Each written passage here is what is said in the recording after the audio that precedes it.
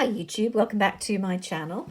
So day 2 of my lockdown, as I'm calling it, review of the items that are keeping me sane and fragranced and that I'm enjoying during these strange times when we're not going about our normal business in the normal way. And today I thought I would talk about the endless hand washing and general washing that is going on at the moment.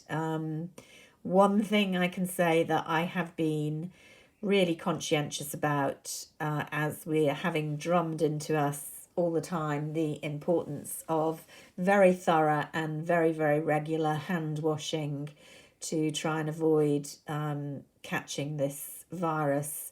I would say I was generally fairly particular about hygiene, and I thought I did wash my hands enough basically every time I've been to the bathroom or before doing any food preparation or handling animals or anything like that. But I can tell by the state of my hands now. I'm not going to show you. I may show you inadvertently later on, but I can tell by the way the condition of them has deteriorated, and I'm getting a certain amount of slight dermatitis on the backs of my hands, and they generally look older and rougher despite all my precautions. It's perfectly obvious that I'm washing my hands a great deal more these days than I have done in the past, and that's necessary and all to the good.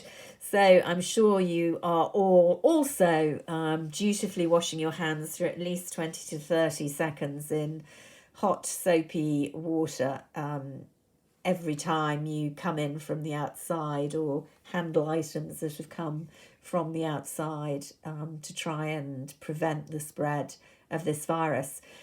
So generally I'm just using ordinary bar soap. I haven't got any of those bottles of antibacterial hand wash, mainly because by the time I got home permanently just before lockdown, having been away working, it was impossible to buy any. I'm not altogether convinced that the standard antibacterial soaps are any better than ordinary soap. Antibacterial doesn't have a direct effect on viruses, as you know. And my understanding is that the part of the benefit of the washing is to use soap or another lipid, oil, in order to dissolve the protective covering of the virus before it enters the body.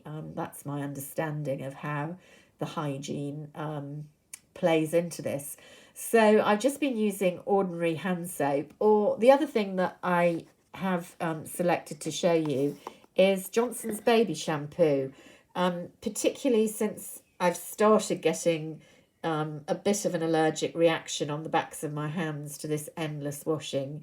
I wanted to get something a bit gentle that still contained good proportion of lipid fat to do the job. And I've been using Johnson's baby shampoo basically to soak myself up in the bath or shower, and sometimes to do the hand washing as well. And you can see I'm going through this bottle fairly swiftly.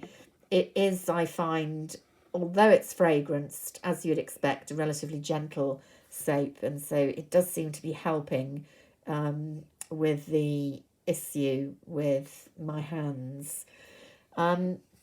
And then the other thing that I've been enjoying is I use this to wash my face, generally when I'm not wearing a full face of makeup, as I have not been doing. I have a couple of cleansers that I use with a cloth and water. This is one of them. I have an oil-based cleanser as well. But I'm finding I'm also washing my face more often because, of course, you've got to be careful about not touching your face. And so I tend now to wash my face as well as my hands every time I come in from outside. And I've been finding that my skin hasn't deteriorated too much. I'll be talking about the skin on my face in a bit more detail when I talk about what skincare or I have or haven't been using during this period in another video, but I thought this item ought to come into this one. So it's the Liz Earle Cleanse and Polish, which you use with a muslin cloth or a flannel.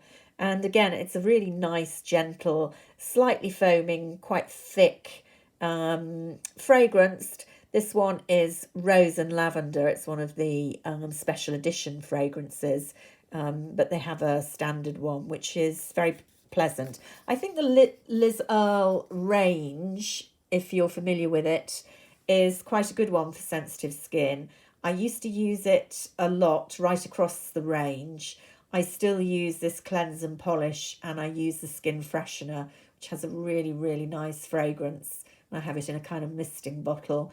Those are the only two I use regularly now. My mother, who is well into her 80s, nearing the 90s, and has beautiful skin, she's used it for a good many years now. The range right across, she uses some of the oils and creams as well, and thoroughly enjoys them. So it is a range I'd recommend looking into. Obviously, with all this hand washing, I have been using hand cream, and generally I am not a great hand cream user. I have them, I carry them around in my handbag. I have one by my bedside, but half the time I forget to put it on. And the only time my hands used to see hand cream is once a week when I went to have my manicure professionally done. That's not happening now, but I am applying the hand cream a bit more regularly. It will not surprise you to know that one of the things that most attracts me to a hand cream is its fragrance, and I like citrus fragrances. So these are two favourites. Bliss hand cream, which is blood orange and white pepper, a very citrusy orange fragrance, quite a lotion type consistency, the hand cream, not terribly thick. This one I really love. I love the packaging. I think I got it for Christmas, or I can't remember when I got it, maybe just before. It's Paul and Joe, the, I'm going to say French. They are a French firm, but I'm just looking at this, made in Japan. Anyway, this also smells of citrus. Really, really nice. This is a thicker, gloopier hand cream, and I'll run out of it quite soon. I'm quite sad because of the really beautiful kitty cat on the packaging. Toka used to be a fashion brand, but now just makes perfume, I think. This is supposedly grapefruit and cucumber fragranced. I'm not sure I entirely get that, but it's a nice fresh fragrance. Let's have a little bit now. And a nice kind of mid-level creaminess. Not too greasy, not too gloopy, but not too lotiony. You're not seeing here my Chanel, you know, those egg kind of packaged one. Very attractive packaging. I fell for that when it first came out. I'm not a great fan for two reasons. I can't actually find mine to show it to you now, so it's obviously in some handbag somewhere or other. I haven't seen it for a few days, if not weeks, to be honest. I'm not a great fan of the smell of it, which is unusual because I usually like the Chanel typical cosmetic fragrance. It's not their typical one, and I'm just not keen on it. But I also find the kind of round egg pebble type packaging, it's very tactile. It's very nice to hold in your hand, but it's quite difficult to squeeze and get something out of it, particularly as you run down the hand cream and use it all up. So I don't think I would purchase that again. If anything, I would go, I think they still do one of their hand creams in a normal tube, and that's what I'd go for. Then finally, my favourite at the moment, this is Korean, the, what's the range called? It's quite a famous range, and it's not on here, which is annoying. This is just called Panda's Dream, but it's Tony Moly, I think, although it's not saying it on here. Anyway, cute panda, white hand cream, supposedly fades the spots on your hand. I'm not sure I'm getting that, but it is a really, really thick hand cream. Love the smell, and it really feels cooling and soothing and massages well into the skin. Makes your skin feel nice and rehydrated, but not sticky. It's less sticky than the Tocker, for example. So the Tocker, I guess, would be okay if you were going to bed or whatever, you didn't mind having a bit of the residue, but this one's kind of better moving through the day, as it were. So that's my favourite at the moment. I think I got that mail order, so I have to say all of these hand creams, apart from the Chanel, which is ridiculously expensive, the others are not exactly easy to come by in the shops. So um, they're not brilliant recommendations. I'm pretty sure you can get them online, and that's what we're having to do with most things these days. And frankly, any hand cream is better than none at the moment. So I'd be very happy to hear your recommendations, particularly if you've got any citrus fragranced hand creams out there that aren't too sticky. Then I want to hear about them.